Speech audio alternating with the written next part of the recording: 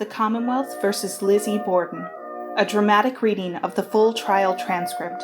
Day 3, Wednesday, June 7th, 1893. New Bedford, Massachusetts. Chief Justice Mason and Justices Blodgett and Dewey presided. The state was represented by Honorable Hosea M. Knowlton, District Attorney for the Southern District, and William H. Moody, Esquire, District Attorney for the Eastern District. The defendant was represented by Honorable George D. Robinson, Honorable Andrew J. Jennings, and Melvin O. Adams, Esquire. The court came in at 5 minutes past 9 o'clock. Andrew Jennings of the defense continues the cross-examination of prosecution witness Thomas Kieran. Near the close of your testimony yesterday, you referred to a line passing by the northwest corner of Dr. Kelly's house and the southeast corner of Andrew J. Borden's house.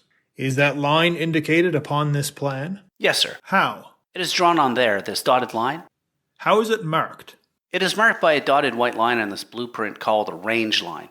What does it indicate relative to the barn door on the south side of the barn? It strikes 12 inches from the hinge side of the door. And the hinge side is which side? The east side.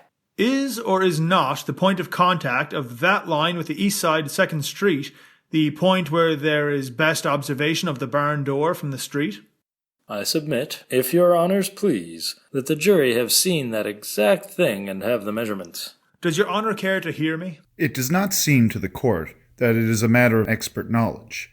It must be obvious. Not necessarily so. This man is a civil engineer and has been along that street for the express purposes of finding the best point of observation, by instrument or otherwise, to the barn door from the street. If your honor will permit me to suggest a moment, it is quite material in getting the point of observation here to know the relation in which the corners of these two houses are to each other, and he has determined it in view of that fact. Isn't it all exhibited in these plans? Yes, sir. It is not exhibited that it is the best point of observation. The line is exhibited there. You have the relation of every object and the distance on the plan. The plan is made to a scale, and the jurors have all seen the premises. It would seem to be obvious. While the court sees no importance in the question, if the counsel deem it important, it may be answered. I think it's a perfectly proper question, Your Honor. If you deem it important, it may be answered. The clerk reads back the question. Is or is not the point of contact of that line with the east side of 2nd Street the point where there is the best observation of the barn door from the street? I thought when looking at it that when I was on that line I could see more of the door than from any other point. That is clearly not a response to the question. I ask your honor to strike it out. That clearly may be stricken out if it is requested. I do not object to it being stricken out. It may be stricken out. Now, if you please, answer the question just as it is put, if you can, Mr. Kieran. I think it is. Did you make observations from other points? Yes, sir. Within what space? Do you refer to the immediate vicinity of that line now? I refer to the barn door on the south side of the barn. Yes, sir. Well, now, within what space? I looked at the vicinity of that line within a distance of perhaps 1 or 2 feet either way, and also... How far south from the point of contact of that line with the street would you have to go to lose sight of the barn door altogether? The instant that you go any south of it, you lose sight of the barn door. How far do you have to go north of it to lose sight of the barn door altogether? That I didn't measure exactly. Can you tell from your plan? A very few inches. I didn't measure it. I estimated it. A very few inches north of it, you lose sight of the barn door. And the moment you pass south of it, you lost sight of it altogether? Yes, sir. Now, at that point of contact, was there anything to obstruct the view of the barn door? There is at the southeast corner of the Borden house a plant, some kind of climbing plant, like a climbing rose bush, that obstructs to some extent one's view of the barn door from any point in the vicinity of that line on 2nd Street. Is there anything else? I didn't notice anything else. Is there a fence on the front of the Kelly yard? Yes, sir. How about that fence? To someone standing in the middle of the sidewalk? I didn't think that obstructed the view to any extent. Is there also a partition fence between the Kelly yard and the Borden yard? Yes, sir. What is the height of that fence? At the front, near 2nd Street, the fence, measuring from Andrew Borden's yard to the top of it, is 4 feet 10 inches high. Is that a closed fence or an open fence? It is a picket fence with a cap on the top of the pickets. What is next east of that picket fence between the Kelly yard and the Borden yard? The shed. And beyond the shed to the east? A high board fence. How high? 6 feet? And what, if anything, does that form the boundary between and the Borden yard? It forms a boundary between the Borden yard and a yard which is part of Dr. Kelly's property, but which is separated by a dooryard by a partition fence. Do you know whether or not that is sometimes called Crow's yard? I know Crow occupies it. Now, on the western side of the Borden premises, what is there, if anything, as a boundary? Did you say on the west? I should have said the east. On the east side of the Borden premises. There is a high closed board fence. How high? I measured the height and marked it on the plan. 6 feet. What is there on the north side? Beginning at the street, there is a low closed board fence between the Borden yard and Mrs. Buffington's property. That runs back from the street about as far from the east side of the Buffington house. There it runs against a well house. The well house stands close to the Borden barn. From that point on... We'll stop right there. Have you indicated on the plan there whether there is any door or not upon the Borden barn? Front door. I have not. Is there any? Yes, sir. Can you give us an idea as to the size and location as to the barn? I have no measurements to that large door. Well, as near as you can tell us. I should have guessed at it. Well, you have seen it many times, haven't you? Yes, sir. He needs to more than guess at it. If it is an estimate... Can you give us an estimate as to the size of that front door of the Borden barn? I think I can. Give it, please. The door is on the south side of the barn. The south side of the barn. It is at that the door is on the west wall of the barn, but it is on the south side of the barn. The south side of the west end of the barn, do you mean? Yes, sir. Was not this all pointed out to the jury? Is it necessary to take time now for him to describe it? Well, I do not know that that door was particularly pointed out. I suppose they saw it if they looked at it. So, many things, Have they not Your Honor. photographs of it from which they can tell in 1 second more than you can get from the witness in half an hour? Was that plan drawn by you? Yes, sir. What does it represent? The cellar of the Borden house. Are the scales and measurements of that correct? As far as I know, they are. The plan depicting the Borden house cellar is marked Exhibit 9. And I suppose it may be understood that all the plans we offered yesterday are put in as evidence. Was either of those plans that was presented here yesterday, Mr. Kieran, plans showing the location and size of the closets downstairs? Yes, sir. At the time you were making measurements of the closets on the lower floor of the Borden house, was your attention called particularly to the size of the closet in the front hall? It was. Did you see at that time any experiment performed as to whether a person could or could not go in there and have the door completely shut? Will I pray your honor's judgment as to that? He may answer. I did. Will you describe the experiment? A man went into the closet and I shut the door on him in there. The closet in the front hall? Yes, sir. At the foot of the stairs? Yes, sir. Any difficulty in shutting the door? Not from the man inside. Not any that I remember. Do you remember whether or not, while he was in there, the door was at any time left partly ajar to see whether he could be seen or not from the hall? I object to that. He may answer. I do remember. What was the result? The door was left slightly ajar with the man in the closet, and my attention was called to it. From the point I stood in the hall, I looked at the door partly ajar and failed to see the man inside. Now, how near were you to the door and how far from the front door of the house? I think about 8 or 10 feet. From what? From the closet door, and particularly in the same distance from the front door of the house. Was or was not your observation called to it while you were standing there near the door that went into the parlor? It was. Could you see him from there? I did not notice as particularly there as I did from a point further back in the hall. Did you look at all from the parlor door? I did. Yes, sir. Could you see him from there? Did you see him from where you looked? Well, when I did look before, I had time to verify whether I could see him or not if the door had been left as it was.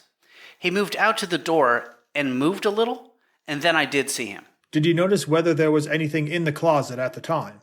There was some things in it, yes, sir. That I noticed. Whether or not you knew what they were? I think there were some leaves from the dining table in the box which stood up on the end, and I think a carpet sweeper. This plan will show the size of these closets. Will it? By measurements?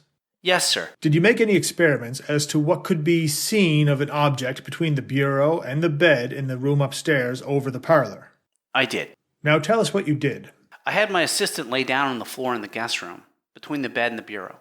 How large is he? He is just about my size. And how tall are you? I don't know, sir. Well? Then I went downstairs and came up the stairs in the middle of the stairs, as I would if I had not been trying to see this man. We pray your honor's judgment on that portion of the answer. You mean you went up in the ordinary way that you would go upstairs? We object to that portion of the answer where he says that he went up as he would if he were not trying to see. It was not responsive. The witness must be very careful to observe the question that is put and answer that, not to make any other remark. When a question has been deemed competent, you may answer it, but if you make any other remark, no one can tell whether it is competent or not until it is before the jury. If you answer the questions, we shall get on very well. Did you go upstairs in the ordinary way that you go upstairs? I did. Now tell us what you saw and what you did not see. Under the bed, as I went upstairs, I saw the man stretched on the floor. I did not see him in any other way. Well, what were you doing when you saw him under the bed? And where were you on the stairs? I was looking for him while I was going upstairs. What do you mean? Looking to see if there was any point at which you could see him? Yes, sir. And what was that point? It was from the center of the stairs, which brought my eye a little above the level of the floor. From that point, I could see under the bed and see this man, or part of him. Could you at any other point, in passing up the stairs, except the point where your eye was just on a level with the floor? Well, a short distance above there brought my eye above the level of the bottom of the bed, and then I could not see him from any other point. And that, you say, was when you were particularly looking to see? Do I understand your question? And that, you say, was when you were particularly looking to see him? Yes, sir, when I tried to see him. How was it when you went up, as you ordinarily went up? Wait a minute. I pray your honor's judgment as to that.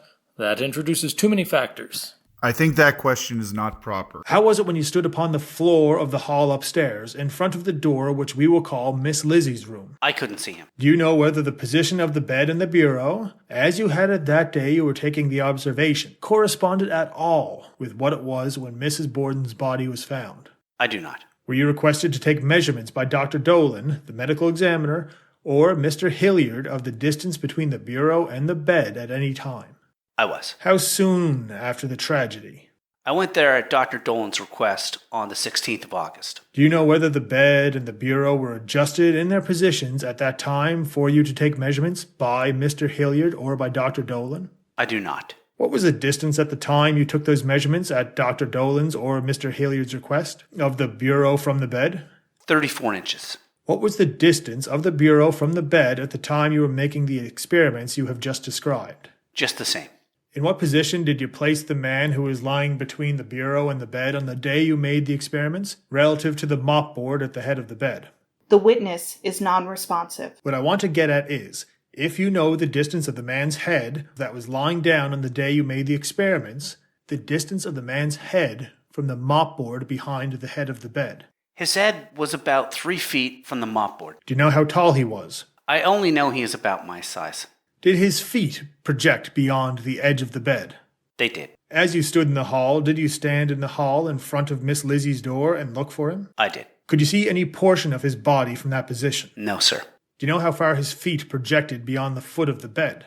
I do not know. Do you know the length of the bed? Yes, sir. It is 6 feet and 7 inches. Could you see his feet from any portion of the stairs? I could not. An unmarked exhibit is shown to the witness. Take the southwest corner of the L on Dr. Chagnon's house and the northeast corner of the fence around Mr. Borden's premises. I see an open space there upon the plan. Does that represent the condition of things? No, sir. There is a fence runs up from the steps to the corner of the Borden lot. This plan I have shows that, and this is marked number 2, so you can take that plan back. Can you tell what the height of the fence is? I can't. Mr. Jennings completes the cross-examination of the witness. Redirect examination of the witness by William H. Moody of the prosecution. Did you make some measurements with respect to a sofa under the direction of Dr. Dolan? I did. Will you state those now? The sofa was placed in position, was it not, in the sitting room? And you made some measurements? I did.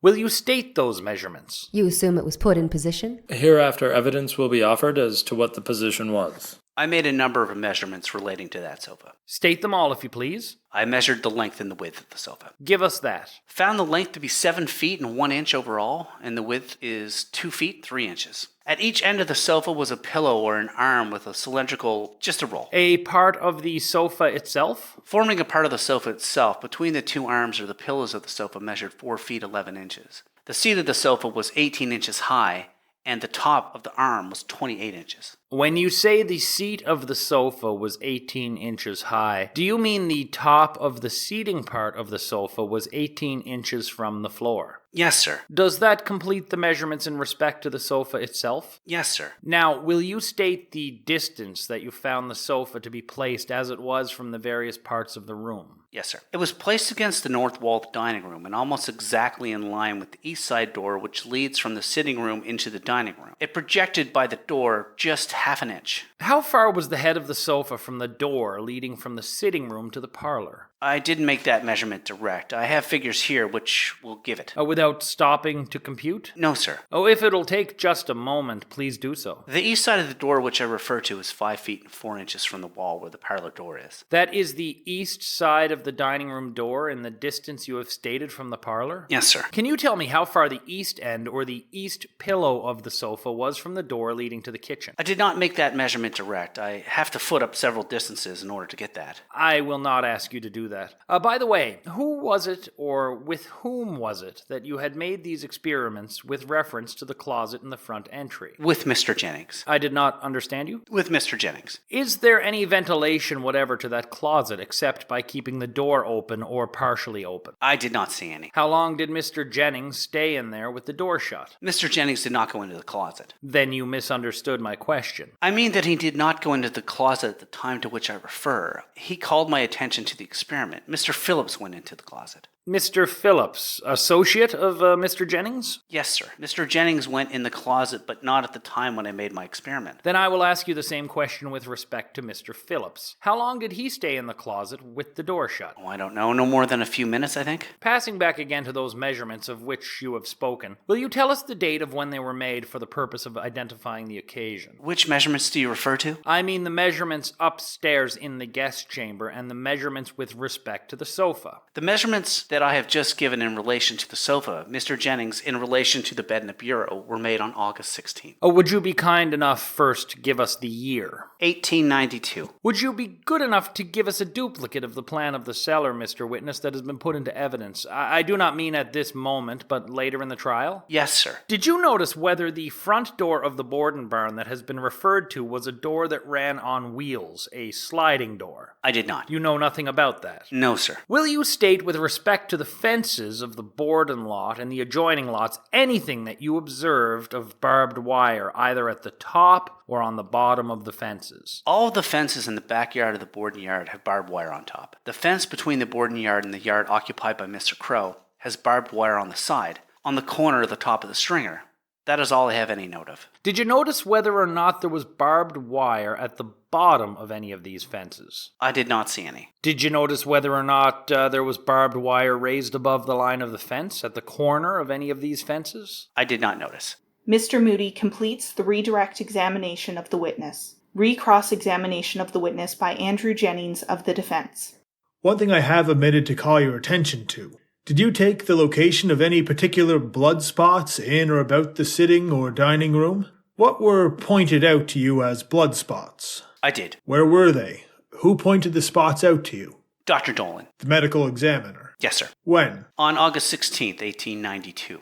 Now I will call your attention particularly to spots on or near the door opening from the sitting room into the kitchen. Will you give us the location of those spots, if any there were? From the point pointed out to me by Dr. Dolan as being the point where Andrew Borden's head was on the sofa. I don't care anything about that. I want to know where they were on the door. I measured from this point which Dr. Dolan showed me to the blood spot on the door. Well? I think that is the only measurement I have to that spot. Well, how far was it? 8 feet and 6 inches. Now, can you tell us where it was in respect to the door itself? It was on the architrave, on the side of the door farthest from the dining room wall. How far from the floor? I did not measure. I don't know. Can you give us an idea? No, sir. Was any spot pointed out to you upon the door itself? I don't remember any. Now, you say the spot was on the architrave of the door. Will you state or will you indicate by the door behind you what you mean by that? This is called the architrave. Was it what you would call the beating? Well, I refer to the whole casing as the architrave. Was the spot on what you would call the beating? I don't know. Now is your attention called to a spot in the dining room? Yes, sir. Where? On the casing of the door which opens from the sitting room into the dining room, on that side of the door farthest away from the sofa. Now you say the casing. What is the difference between the casing and the architrave? No, I mean the same thing. Well, how far was that from the floor, if you can tell us? There were two spots there. One was 12.5 inches from the floor, and the other 14.5. Who pointed those out to you? Dr. Dolan. The medical examiner? Yes, sir. Was any spot pointed out to you on the ceiling of the sitting room? Not that I remember. Mr. Jennings completes the recross-examination of the witness. Prosecution witness Thomas Kieran is excused. The prosecution calls its next witness, James A. Walsh. Mr. Walsh is sworn in and takes the witness stand. Direct examination of the witness by William H. Moody of the prosecution. State your full name. James A. Walsh. And you are a photographer doing business in Fall River? Yes, sir. At the request of the government, have you recently taken photographs of the premises? Yes, sir. Are those the photographs? Yes, sir. And are they accurately taken from their respective points of view? Yes, sir. We offer these, Your Honor. There are 5 of them. 5 photographs of the Borden premises are marked Exhibits 10 to 14 inclusive. Perhaps you had better give us an exact date of when these views were taken. Those were made last Saturday. Did you take some views after or upon the day of the homicide? Yes, sir. At whose request were those views taken? The medical examiners. That is apparently a view of Mrs. Borden? Yes, sir. What time in the day was this taken? Probably 3:30. In the afternoon? Yes, sir. Under whose direction were the body, the bed, and the bureau adjusted to the position seen in the view? They were that way when I went into the house. I didn't see anyone move them. I offer then first this view. He hasn't answered your question. You took them, you say, as you found them in the afternoon. Yes, sir. Of course, it's a question of the order of evidence. We shall have some evidence later on with respect to them. It will be sufficient to mark them to identify them and offer them later. Do you identify this one as a view that was taken upon that afternoon? Yes, sir. Photo of Mrs. Borden's body is marked Exhibit 15. Do you identify this other view of Mrs. Borden's body as one made by you upon that afternoon? Yes, sir. Photo of Mrs. Borden's body is marked Exhibit 16.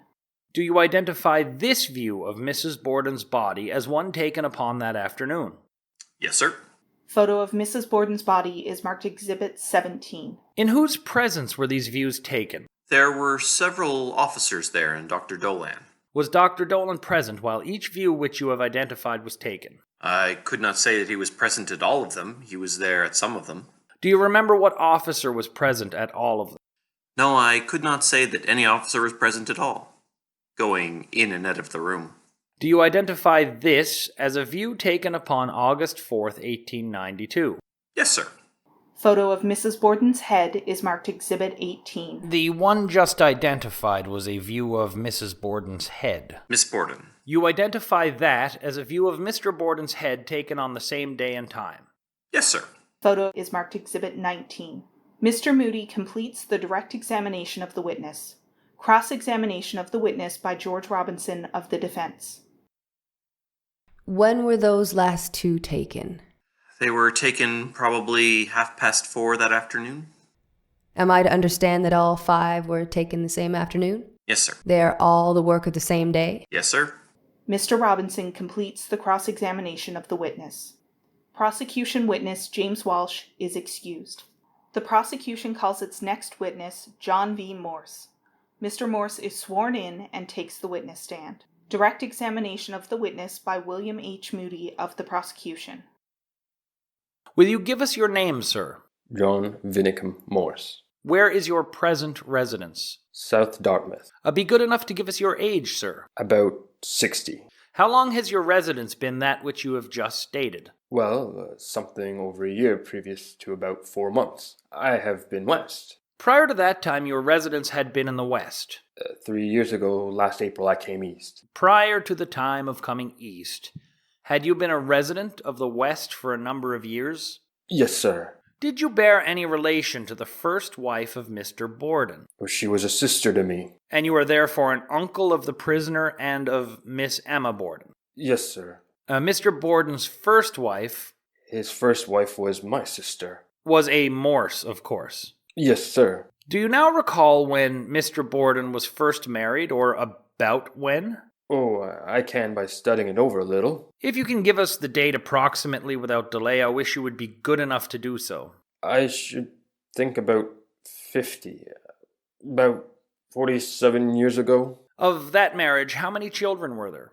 3. One died a good many years ago? Yes, sir. The 2 others were the prisoner and Miss Emma Borden? Yes, sir. Do you remember when your sister died? I think she died in 1861. By the way, the child of the first marriage who died, was he or she older or younger than the surviving children? She was younger than Lizzie, between the 2. Your answer is somewhat inconsistent. Well, Emma is the oldest, then Alice, her name was next, and then Lizzie. Do you remember when Mr. Borden's second marriage occurred? Well, I think, to the best of my judgment, about 64. What was the name of the lady whom he married the second time? Abby. The full name, sir, if you please? Let me assist you. Was it Abby Durfee Gray? Abby Durfee. That is it. And the wife of the second marriage was the Mrs. Borden whose death is the subject of this inquiry? Yes, sir. How old was Andrew Borden at the time of his death? I think he was 69. Do you remember his birthday? I do not. How old was his wife at the time of her death? I can't tell exactly. 65 or 64? Were there any children of this second marriage? No, sir. Never had been a child? Are you able to give us the age of the prisoner? Well, I think about 33. Do you know how old Miss Emma Borden is? I think she is 41. Upon Wednesday, August 3rd of last year, did you go to the Borden house at any time? The 3rd? Yes, Wednesday, the 3rd of August. Yes, sir. Prior to that Wednesday, had you been a visitor at the house recently? Well, several weeks before. I don't recollect just how many. Probably 3 or 4 weeks before that. How long before August 4th was the last time you saw Miss Lizzie Borden? I have no recollection of seeing her for 3 or 4 months previous to that. What time in the day on August 3rd did you arrive at the Borden house? I think about 1:30. Had they had their noonday meal? Yes, sir. Did you see the prisoner at any time during your stay at the noon? No, sir. Whom did you see there on Wednesday noon as you came? I saw Mr. Borden, his wife, and Bridget Sullivan. Did you see any other person in the house on the Wednesday? That was the 3rd, I believe. Yes, sir. No, sir. Did you eat dinner on Wednesday with the Bordens? Yes, sir. Did they sit down and eat with you, or did you eat separately? I ate separately. They had been to dinner. They had completed their meal. How long did you stay on that first visit on Wednesday? Between 3 and 4 o'clock. Until between 3 and 4, you say? Yes, sir.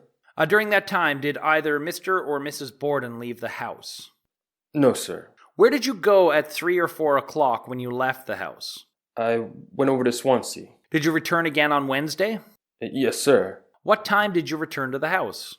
Somewhere in the neighborhood of 8:30. In the evening? Yes, sir. When you returned to the house in the evening, which door did you enter? The front door. How did you get in?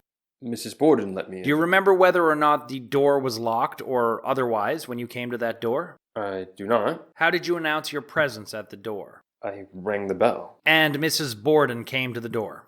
Yes, sir. Did you notice after you entered whether the door was closed or not? It was shut when I went in. After I went in. Did you notice anything with respect to the door except that it was closed? No, sir. Was anyone except Mr. and Mrs. Borden in the house that saw you on the Wednesday night when you returned? No, sir. They were all there that I saw. Did you see Bridget Sullivan at all that night? No, sir. Did you see Lizzie Borden at all that night? No, sir. When you entered the house, into which room did you go? The sitting room. How long did you remain in the sitting room? Well, if I got there 8:30, I was there till a few minutes past 10. Who went to bed first? Mrs. Borden. Which way did she go to bed? She went out of the rear door up the back stairs. Who next went to bed? Mr. Borden and me both left at the same time. Left the room. Had you heard anyone before you went to bed? Yes, sir. Won't you describe what you heard before you went to bed? I heard someone come to the front door, open it, went in, went upstairs, went to Lizzie's room, shut the door. Did you see the person who went upstairs into Miss Lizzie's room? I did not. In which room did you go when you went to bed?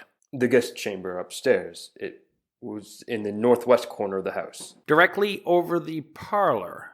Yes, sir. And that is the room in which Mrs. Borden was found dead the next day? Yes, sir. When you got upstairs, did you notice anything with respect to the door leading into the prisoner's room? It was closed. Do you know whether it was locked or not? I do not. And you slept all night, I suppose, in that room? Yes, sir. In the guest room, do you recall whether your door was open or not during the night's sleep? It was open. Did anything occur until you arose in the morning? No, sir. Did you see any person or hear any person? No, sir. Did you bring with you, Mr. Morse, any luggage, baggage of any kind, a handbag, anything of that sort? No, sir. What time did you get up in the morning? About 6 o'clock. And you dressed, of course? Yes, sir. And went downstairs? Yes, sir. Do you recall whether you left the door of the room in which you had slept open or shut? Open. By the way, did you have occasion to go into that room again before you went away on Thursday? No, sir. Did you notice anything with respect to Miss Lizzie Borden's room when you got up?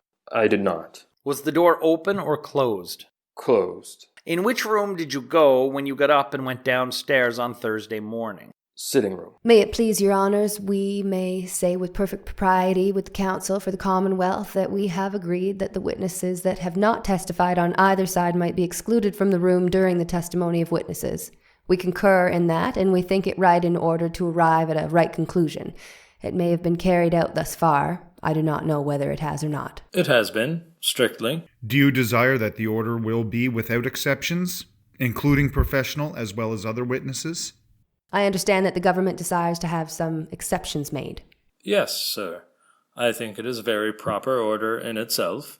We have 2 witnesses who happen to be actively engaged in reporting for the newspapers in Fall River, however, whom we desire to accept from the order, Messrs. Manning and Stevens. I have told our friends on the other side practically what they will testify to, and they have agreed that they not be excluded. I never knew the order to include witnesses who are purely professional who are to testify on matters of opinion only. We should not care to ask for the presence of Dr. Dolan because he testifies largely to facts, but when witnesses do arrive on either side who have no knowledge of the circumstances whatever, are called for their opinions as men of experience, I suppose the court would not enforce an order for their exclusion?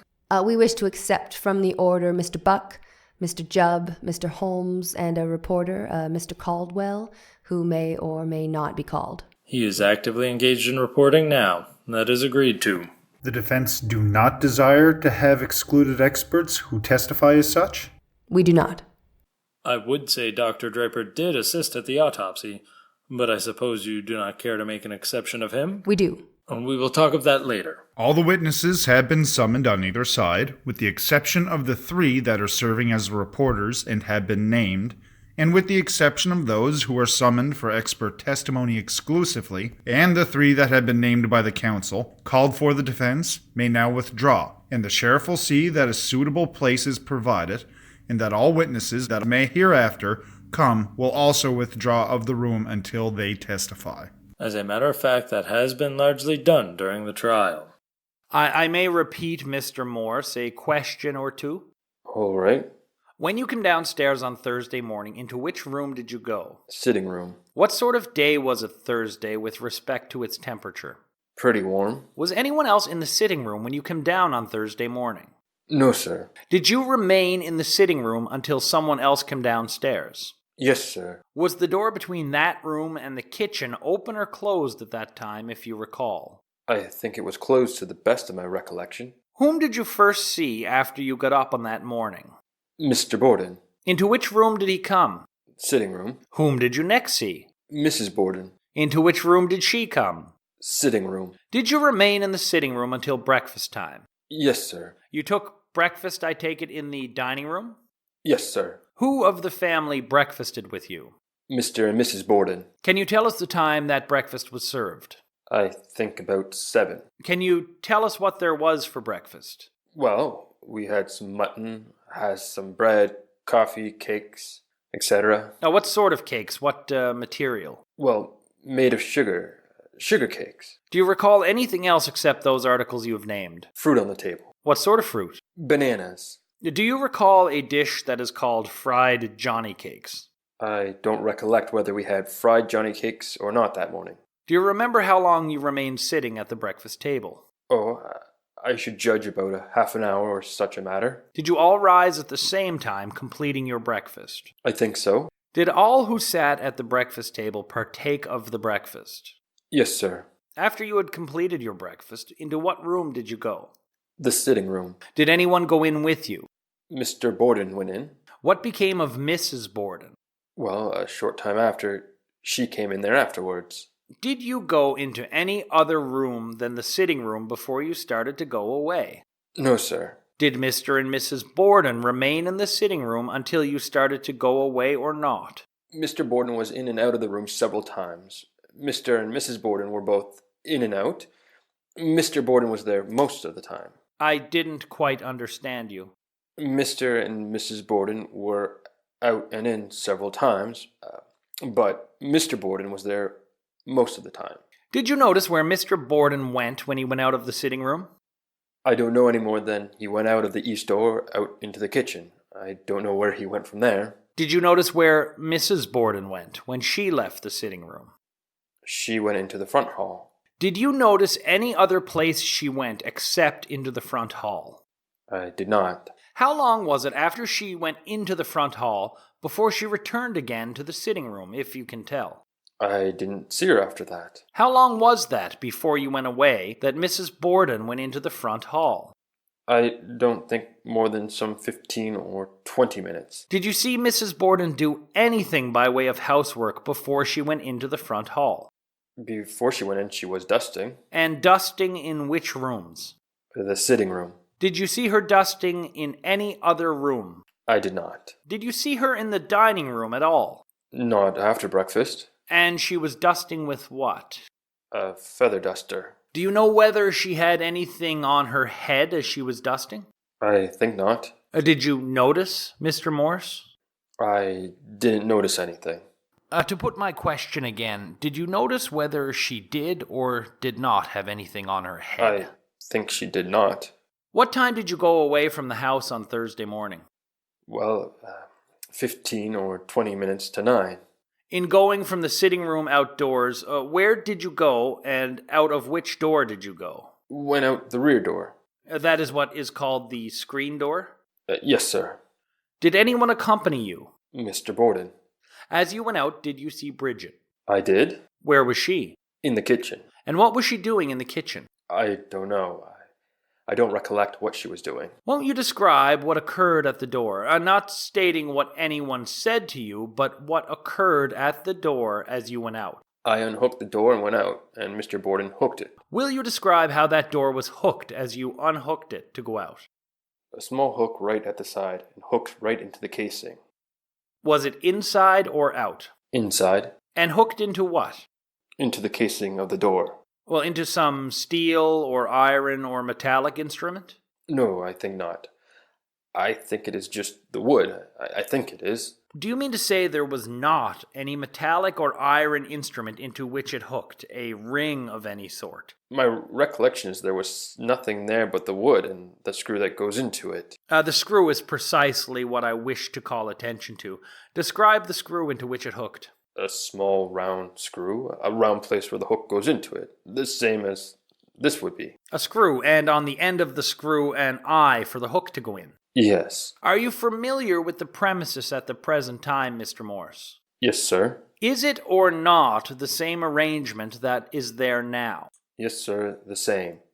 Without it has been changed within a few days. Now then, as you came to the door, you say it was locked, it was hooked. Yes, sir. Who unhooked it, you or Mr. Borden? I did. I unhooked it. Did you have any conversation with Mr. Borden at the door? I don't ask what was said, but did he speak to you or you to him at the door? He spoke to me. After you crossed the threshold of the door, did you see what was done with respect to it, whether it was closed or not? I saw him hook it. Did you notice where Mr. Borden went after he hooked the door? I do not. You turned and went away, did you? Yes, sir. Now, without any detail, where were you until you returned again that morning to the Borden house? In the city of Fall River or elsewhere? The city of Fall River. Where did you first go? The post office. And then from there, where did you go? Went to Weybosset Street. To visit someone? Yes, sir. Whom did you visit there? A nephew and niece. I went to see them. There was only one of them there. Where is Weybosset Street with respect to the Borden house? It's just off of Pleasant Street, and probably a mile or such a matter from Pleasant Street East. And that does not give us the distance from the Borden house. Will you give us a distance from the Borden house or about the distance?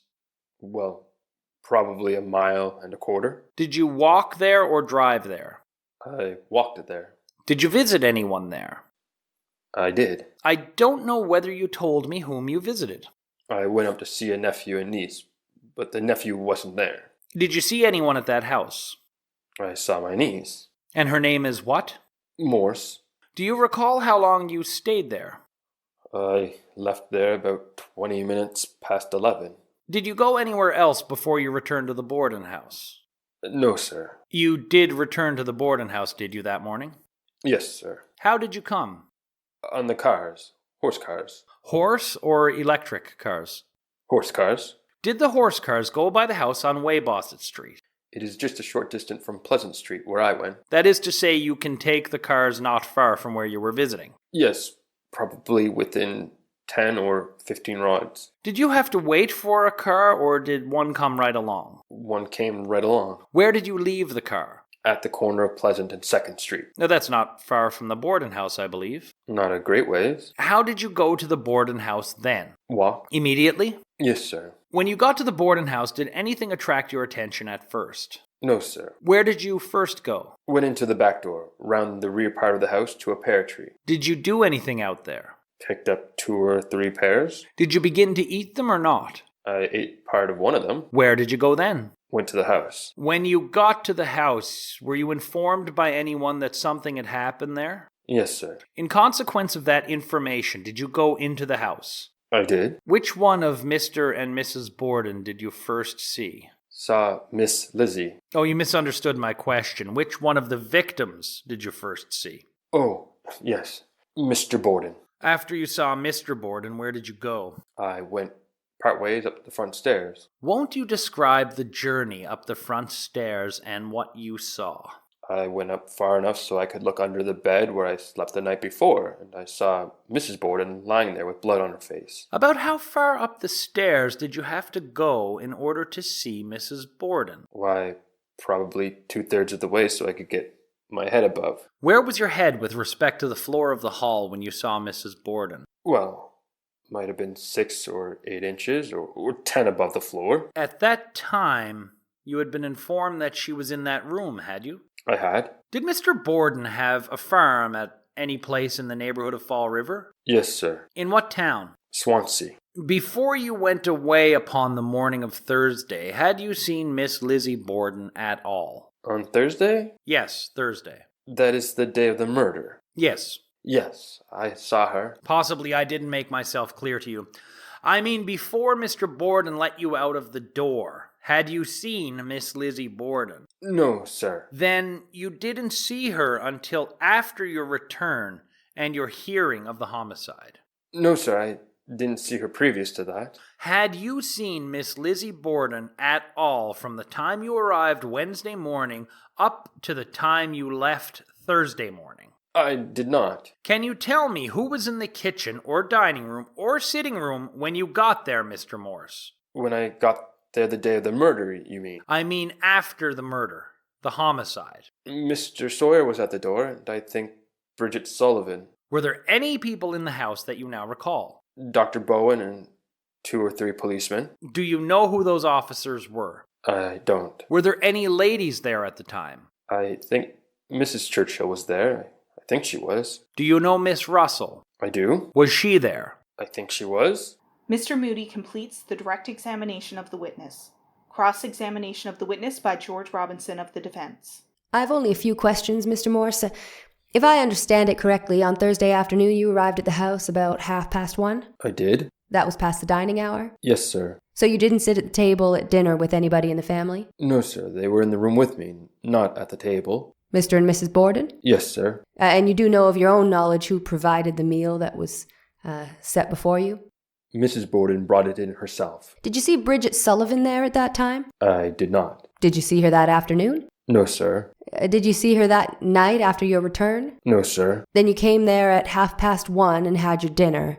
And how long did you remain after that before you went away? I think it was nearly 4 o'clock. You were gone until what time in the evening? 15 or 20 minutes to 9. And from 20 minutes of 9 until the hour of retiring, you remained in the sitting room with Mr. and Mrs. Borden? Mrs. Borden didn't remain there a great while before she retired. She went to bed earlier? Yes, sir. Do you know whether they were sick at the time or not? They were. Do you know whether Lizzie was or not? Mrs. Borden told me she was. He did not see her. Were you told so by Mrs. Borden? Oh, wait a moment, Mr. Witness. I pray your Honor's judgment. In the opinion of the court, it will be hearsay evidence. Then until your hour of retiring, I think you said, perhaps it may be repetition, that you didn't see Bridget Sullivan that night. I did not. And to make it plain, from 1:30 when you first came until you went to bed that night, you didn't see her at all? I did not. Do you know whether or not she was in the house of your own knowledge? Not of my knowledge. Do you know from your acquaintance there where her room in the house was? Bridget's room? Yes. In the attic in the southeast room. Would that be above that occupied by Mr. and Mrs. Borden? Yes, sir. After you arrived in the evening at 20 minutes of 9, did you and the other two remain in the sitting room all the time until you went to bed? Yes, sir. Or until, on Mrs. Borden's part, she went to bed? Yes, sir. Do you recall whether or not, as a matter of positive recollection, you had a light in the sitting room that evening? I don't think there was any. You don't think there was any light in the sitting room? No, sir.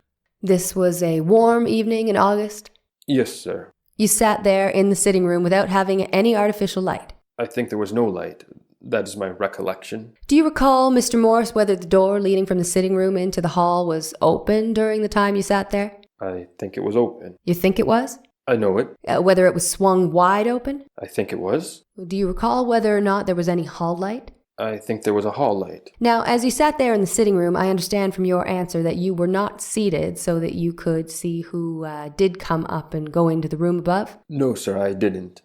I sat in position so I couldn't see into the hall. Do you recall in what part of the sitting room you sat? I sat near the middle, that is, more south, but the middle of the room, east and west, right in front of a table that stands there. You know nothing whatever about that front door that night, about its fastening at all, do you, after you came in? I do not. You paid no attention to it? No attention. You heard nothing about that to give you any information? No, sir. As somebody had come in and gone upstairs, passed up, according to the sounds which you heard, into the room overhead, which was Miss Lizzie's room. Yes, sir.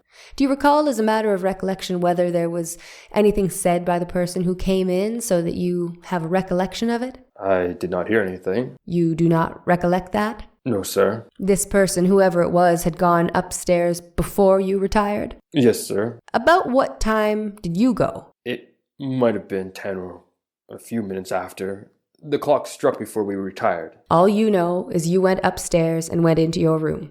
Yes, sir. And as you went into your room, you found the door open? He did not say that. I think you said that you found the door of the spare room open as you went up? Yes, sir.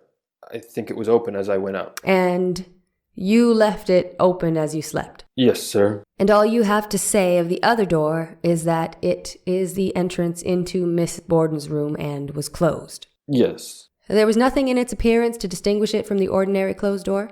No, sir. And there was nothing in its appearance to indicate it was locked? No, sir. Nothing of any consequence to us here transpired until the next morning, so far as you know? No, sir. Were you up in the morning before anyone else in the house? I don't know who might have been up. There was no one up downstairs. I did not hear noise, so I suppose I was the first one up. As you went to bed at night, you went up one way to go upstairs, and Mr. Borden went the other way, and in going to the back stairs, you would pass out of the same little hallway that you would take if going out the side door? Yes, sir.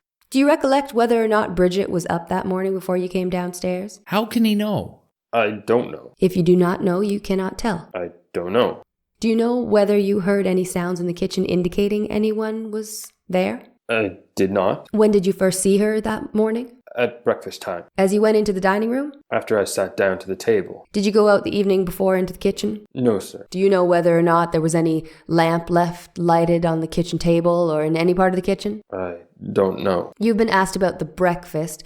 You three sat round that dining table there in the dining room practically as it is now. Yes, sir. And was the breakfast room furnished about as you see it now? Yes, sir. The same furniture? About the same furniture. I don't see any difference. And, Mr. Morse, generally, how was the table set?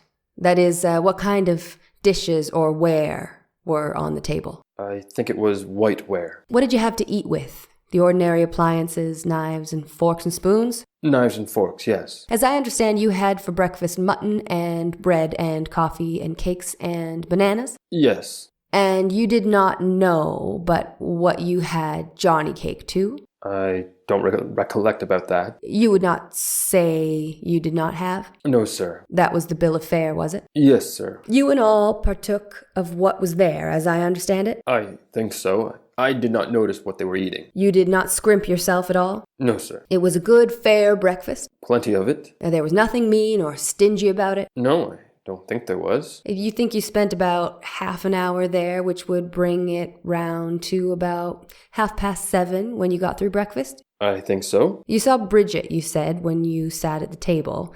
What occasioned that? Mrs. Borden called her when she wanted coffee or anything, and she went in and out several times. How did she call her? Belle. Didn't call her by her voice? No, sir. Was she in and out during the breakfast? In and out 2 or 3 times. Did you hear any conversation between Mrs. Borden and Bridget that morning? Spoke to her about washing some windows. What did she say? Said she would. That is, Bridget said she would? Yes. Give what Mrs. Borden said to Bridget? I think she said it in this way. Bridget, I want you to wash these windows today. And about what time was that said? At breakfast time. While you were seated at the table? Yes, sir. I will ask you whether you have observed anything in the use of the front door in regard to the spring lock, Mr. Morse? Yes, sir. What is that? State it plainly so that we can hear it. You do not speak quite loudly enough, if you will let me say. Well, if you shut the door hard, the spring lock would catch. If you didn't, it would not. Then if you did not catch? You could open it without any trouble. Push it or turn the ordinary knob, and it would come right open. And, when had you noticed that? That was after the tragedy. Did you specially examine it to see about that? Was your attention called to it? It was not called especially to that. I went to try the door, and it was unfastened, and I found afterwards by slamming it hard it would catch, and if you didn't, it would not. And I took the lock off, had it fastened so it would catch, and a new one was put on while I was there. A new one was put on? I had put it on. And do you recall now that the old lock is there and a new latch also? Yes, sir. And you're now referring to the one that was on August 4th and did not work? Yes, sir. Now, if I understand you, it was simply by mere accident that you discovered that the lock behaved so? On my part? Yes. Yes, sir. And then, having discovered that it did not lock unless the door was slammed, did you try it again? I did. And what was the result? The same. You could open it and go out without any trouble. Did you try it more than once? Yes, sir. I tried it several times. And that, you say, was after the tragedy? Yes, sir. Do you recall about how long? Oh, within a day or two. And do you recall also whether any other person was present at the time it was tried, either when you... I don't think there were when I tried it. You don't think there were?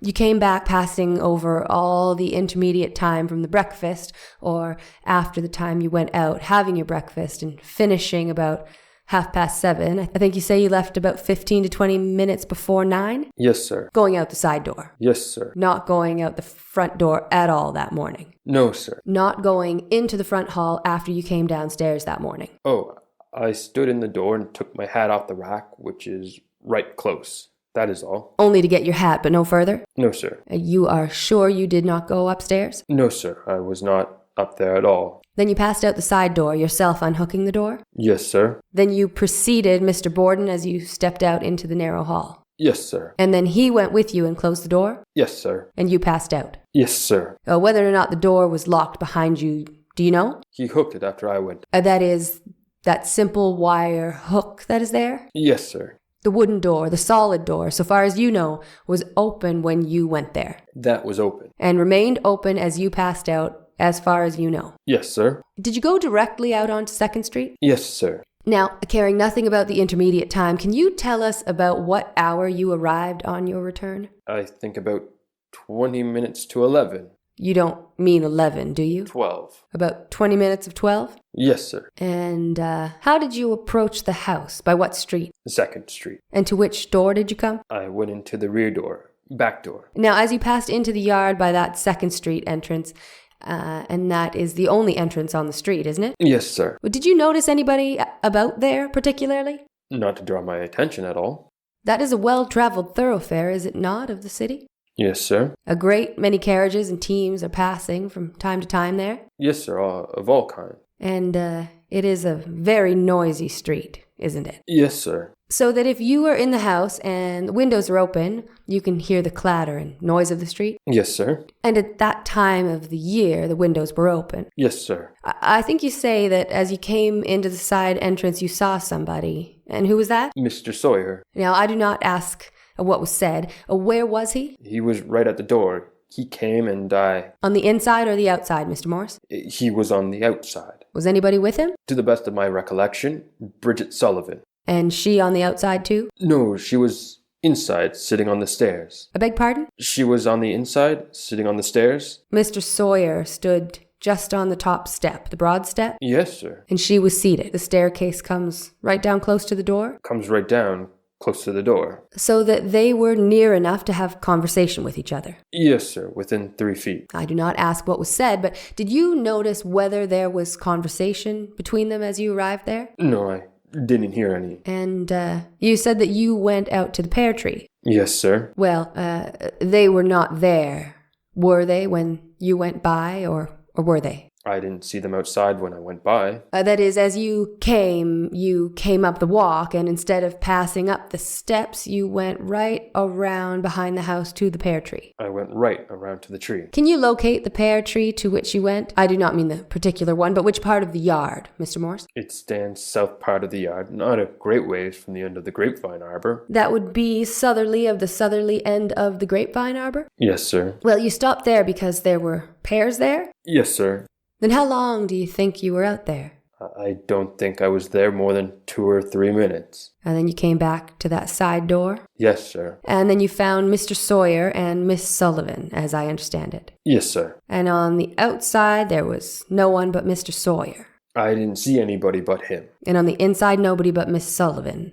That is all I saw. And was there anybody else around in the yard at that time? I don't think there was, to my recollection. Well, you went out to this pear tree, which, taking the house as it stands there, was, if I may ask you, about in the middle of the open space? The houses? No, sir, you do not get my idea. The pear tree is about in the middle of the yard space behind the house. Well, it is more southerly than it would be in the center. More southerly. Now, as you were out there at the pear tree, if there was anybody in the yard, any policemen, were you in position to see them? Yes, sir. If they were anywhere on the 3 sides of the house, I should have seen them. That is, on 2 sides, east side and south side. I should have seen them. I wouldn't have seen them on the north side. That is, away over to the street? No, sir. But as you passed into the yard, there was nobody toward Mrs. Churchill's? No, sir. And as you passed to the south part of the yard, there was nobody there in sight? No, sir. And looking out toward Mrs. Kelly's corner, there was nobody there on that side, was there? No, sir. Did you notice whether the barn door was open or not? I think it was closed. And at that time, did you hear anybody walking around in the barn? I did not.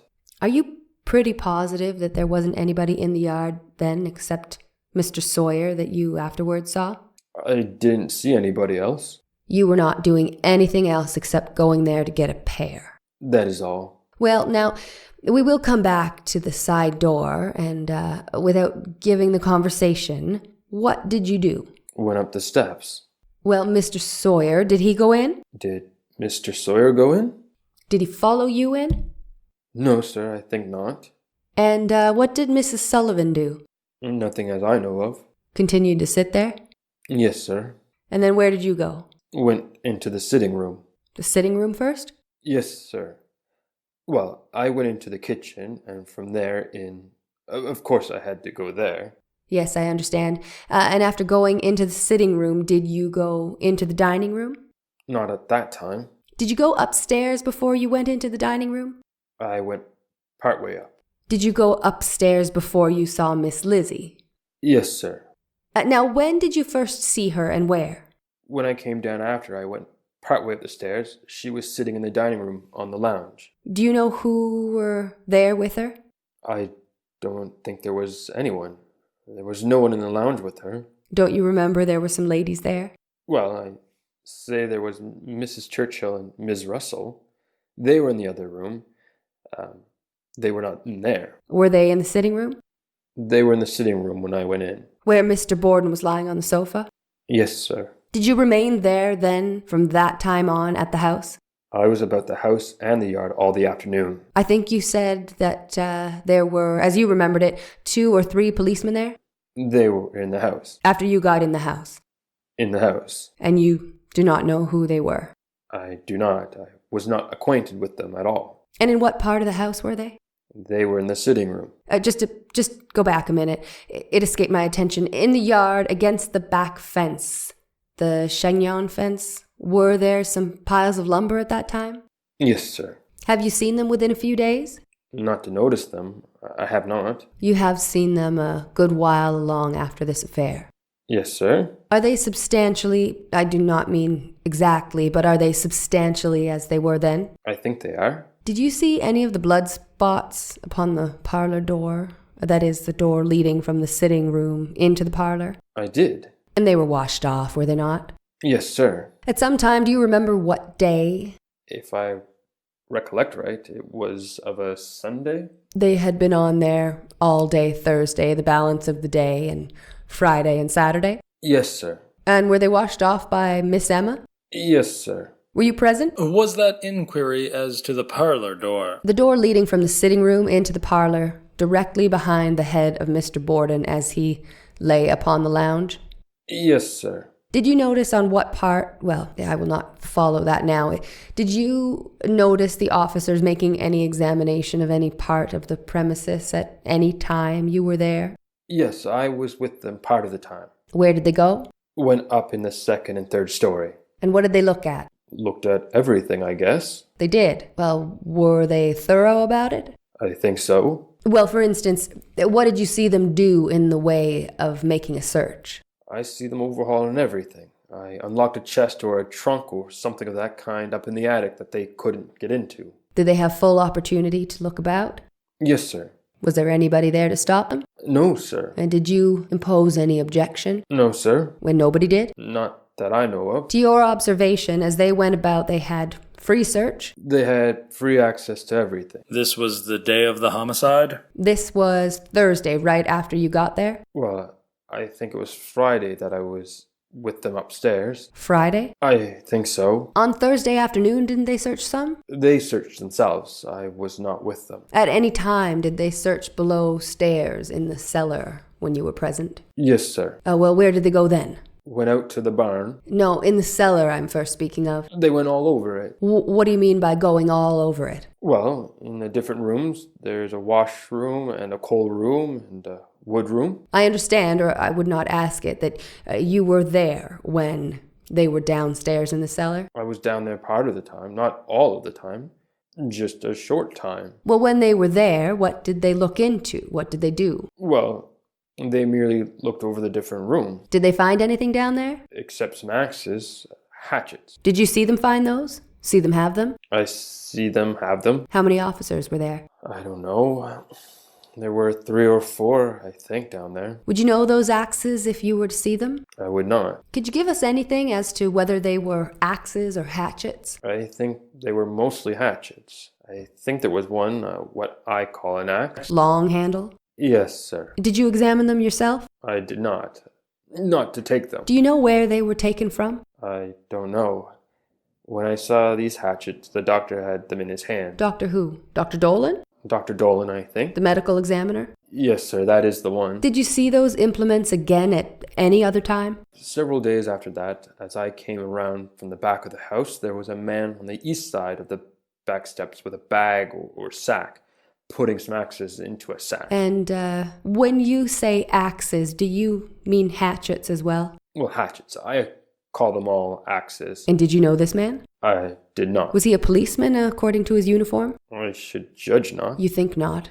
And do you know whether Dr. Dolan was there at that time or not? He was not out there. I don't know whether he was in the house or not. After that time, so far as you know, you have not seen them. No, sir. Did you attend the preliminary examination at Fall River in the district court? I did. And were axes produced there? Hatchets? Yes, sir. Are you able to say whether those were the ones or not? I could not say. You cannot say about that. Were you there on Saturday, I'm reminded to ask you? Yes, sir. Well, I allude to it as a possible day when there was quite a search made by the officers, a thorough search. I was there every day afterwards for 3 or 4 months. Did you attend the burial? I did. And so during that time that you were away at the cemetery, you did not know what happened? I do not. But after you came back to the house, was that searching of the house carried on, continued? I think it was. And how many officers were participating in that, Mr. Morse? I don't know. 4 or 5, I should think. Did you know any of them? I did not. Did not know even the marshal? Well, so far as you saw him on that day. Where did they go? What do you mean about the house? Yes, what parts of the house?